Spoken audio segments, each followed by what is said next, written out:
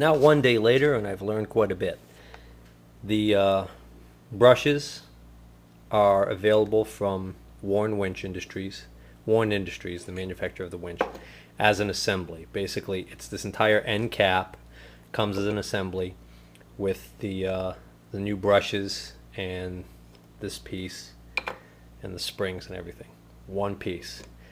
Best price on the internet, $75. So, not going to do that. Checked around and found on various message boards other people wondering the same thing as I, whether or not there was an alternative to buying that very expensive cap assembly from Warn Industries. And did a little bit of research and found out that there are some websites that are for manufacturers that make brushes for all different kinds of motors, and some of them have catalogs online. And there are actually some pictures of what look like wedge-shaped brushes just like this, in tandem just like this, all different styles. So there might be some possibilities there. I mean, I saw some prices as low as $10 for the brushes. On the message boards, most of the advice that was given was either, well, buy the $75 thing from Warn Industries, but a few people mentioned going to motor repair shops in your area, and also starter and alternator repair shops, and seeing if any of those types of places might be able to set you up with brushes. So I might go that route, but before I do that, I'm going to see whether or not it's at all feasible to try and repair this by reattaching this brush assembly onto here. This looks to me like this is just metal that's rusted on the back here, and this is also metal here that's corroded. If I clean both of these up, it almost looks like these were spot welded on with a small electrical welding procedure at the factory. So I'm wondering whether or not if I clean both of these surfaces up, whether or not I could get solder to stick to it and see if I could solder this on. But the first step in attempting that would be to remove this, which involves loosening this nut and pushing this through, which this nut is on there really tight. So I'm going to see whether or not I can get this nut out. Okay, this nut was really stuck on there, and when I tried turning it, it's a 11mm nut, and when I tried turning it, this whole thing actually turned, and what happened was this plastic piece right here, which is the insulator, this flap is supposed to actually be down against the bottom here, actually rotated right around, and so then the whole thing was just turning like this as I was trying to unscrew it. But as luck would have it, when you turn this in this position right here, that's exactly the size for an 11mm wrench to fit onto. So then you can hold this with an 11mm open end wrench on this side, and then I put an 11mm socket on the nut here and was able to unscrew it. So now I can actually remove this. I've just got to take off this insulating washer on this side, and I should be able to push this out. Okay, I was able to get this out, and this is the little insulator here that spun around on me, and that little tab just broke off. And so this actually is supposed to sit down inside there and have a tab that kind of sits on the floor, if you will, of this cap, and that's what keeps this from, if it rotates at all, from coming in contact with the case and shorting out. So I'm going to have to fabricate something to make up for the fact that that's now damaged. But I'll worry about that after I see whether or not I can even get this to work out. Okay, gave them both a whiz on the wire wheel and cleaned them up. And you can see that's brass. And this is, looks like it's just steel. Now I just stuck a nut on the end of it there to hold it in the vise, so I've got a nice little platform sticking up here, and now I'm going to see if I can get some solder to stick to it. It's now cooled off enough for me to touch it, and you can see I've soldered it on. Good flow of the solder, good adhesion. It's pretty strong. Not sure how it's going to stand up to the torches of being and the extreme vibration and abuse that it's going to get inside the winch, but at least I can get some service out of the winch, and then if it does eventually fail, at least then I'll know all I need to do is change out the brushes. I'm going to sandwich this little piece of foam rubber insulation inside here like so that as I tighten this down, it's going to squish in there and give me that insulation between this metal part here and the end cap that I need to replace because of that little plastic piece that broke off of this. I'm still going to install this also. Okay, here's what it looks like reinstalled. So you can see the foam rubber sticking out on the bottom there. I might have to trim a little bit of that off in order to get this brush holder back in place. And then the other thing, when you're installing this, you're going to make sure there's a short wire to one brush and a long wire to the other brush. You make sure you get it in the right proximity. So you can see there's a brush here, this long wire for the brush, which is 180 degrees opposite this one, and same with this side. The brush holder is reinstalled. Now before I continue any further, I'm going to do a continuity check with my ohm meter. I want to check for continuity between this stud and the two brushes. I also want to check and make sure that there's infinite resistance between this stud and the end cap, the metal case.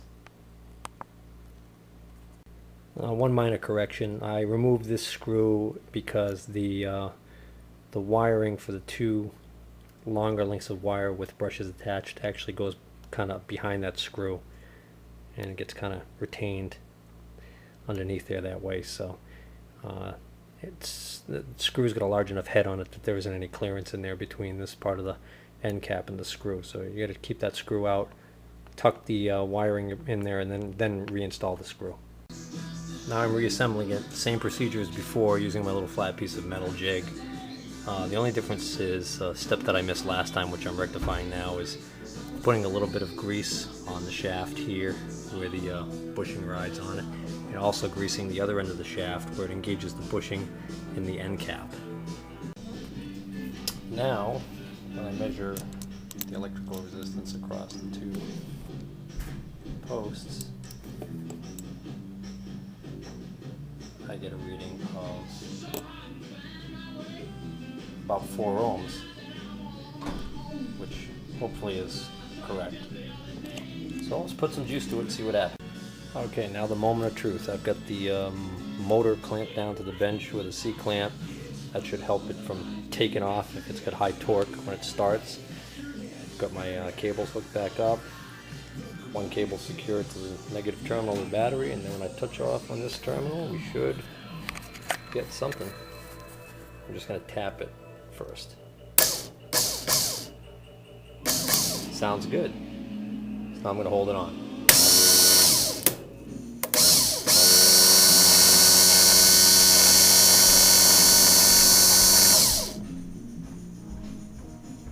Sounds good.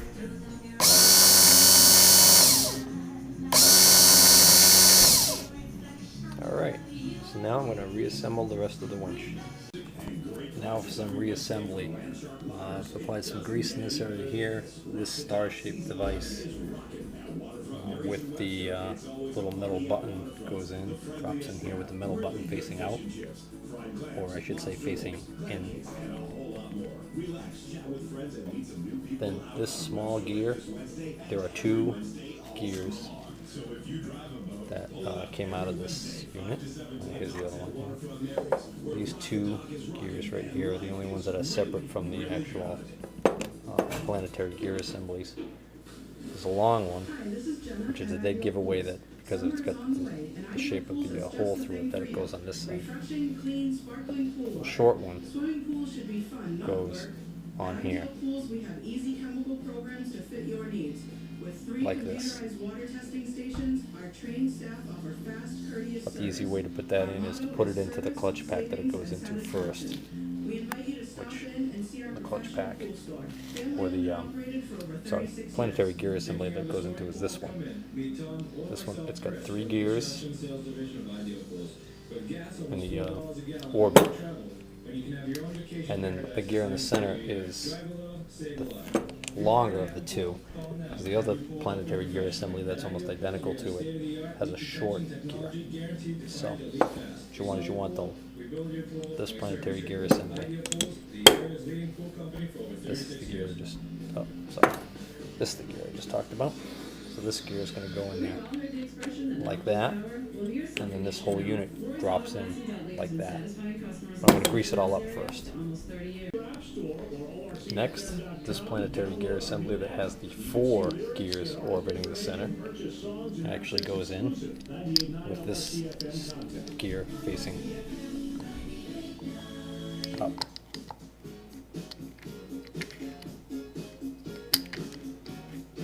Takes a little bit of jostling to get this in. There we go.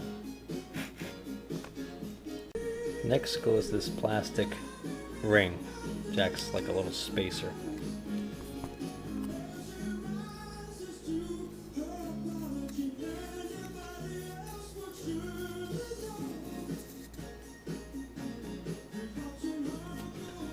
Then goes one of the 2 end plates.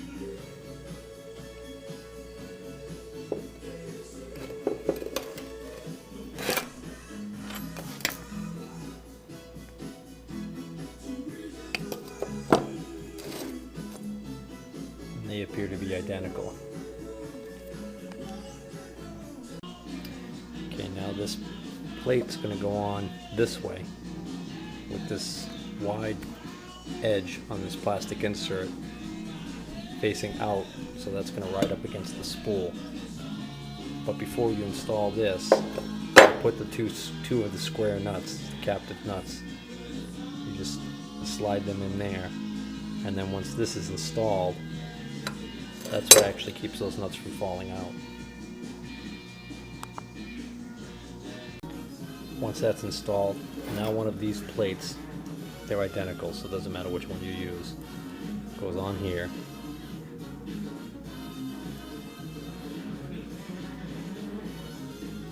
And then one of the Allen cap screws. There are 8 screws total of this type. 4 are longer than the other 4. You want to use the 4 short ones to actually go into these plates, and the long ones are used on the top. So they use the 4 short ones. Now when I took these out, they almost have what looks to be some sort of a thread locking compound that was on them. So I've cleaned them up, and I'm going to reapply thread locking compound. Now I can set this assembly aside and work on this side. This side, the longer gear goes in.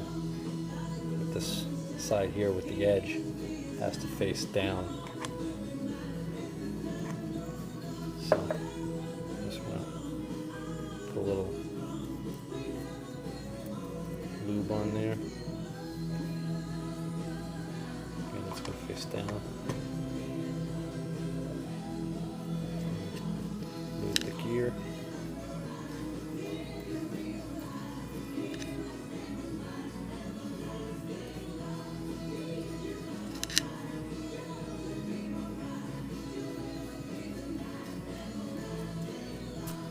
Put my video down so I can do a good job of getting some lube on the remaining Planetary gear assembly. Okay, so that's what it looks like once it's installed. With this little short side gear with a little short side with a little short gear on it facing out.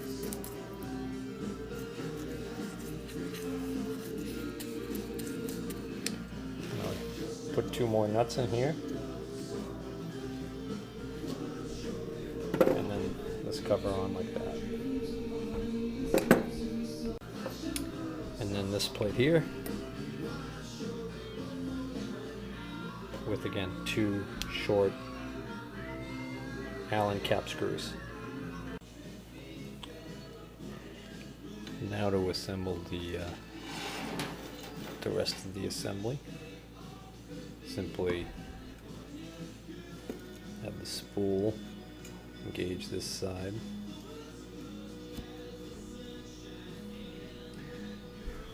And other cap gauges on this side, but before that happens, you have to install this rod, the spring, towards the motor side.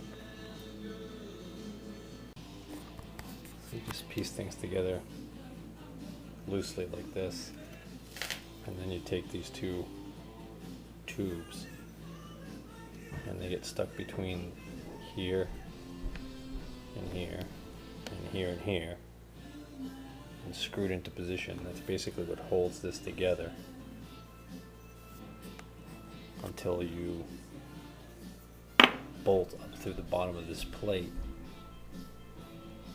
with these larger bolts here, but they also go through the mounting plate on the ATV. Alright, so now with that assembled, now for testing purposes only, I'm going to put a couple of bolts through the bottom of this plate into the bottom of the winch, just to keep the bottom half stable while I test it on the bench. Again, this is just temporary because these bolts have to be removed in order to install the winch on the mounting plate on the ATV. But with just a couple of bolts in the bottom here, I can now bench test the winch. Okay, the first test I do is without any power. I want to check and make sure that the switch is working correctly. I've got it engaged, and I pull on the cable, and I can't pull it out. And now I flip the lever on the end here to free spool, and I can actually pull the cable out. Now place it back to engage, and I'm going to put some power to it. Okay, so I hooked up to one terminal of the battery, and now the moment of truth.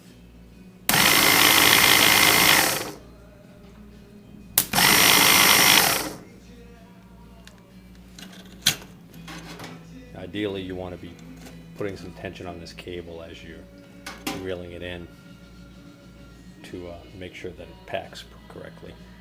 But what I'm going to do is, once I get it back mounted on the ATV, I'm going to completely unspool the cable and rewind it back on. Remounted the repaired winch and routed the cables up through the hole here that the front rack goes through, and now I'm going to reattach the wires to the butterfly switch, which mounts here. And this is pretty self-explanatory. You take the U-bolts, the mounting bolts out, these here out. That allows you to take this cover off. That exposes the 4 electrical connections, and they're actually clearly marked. You've got a plus for your positive and negative. Those are your 2 supply wires that go to the battery, except for the positive one that goes to a power cutoff solenoid. I'll get to that in a moment. And then you have 1 and 2 here, which correspond to the 1 and 2 on the actual winch motor itself.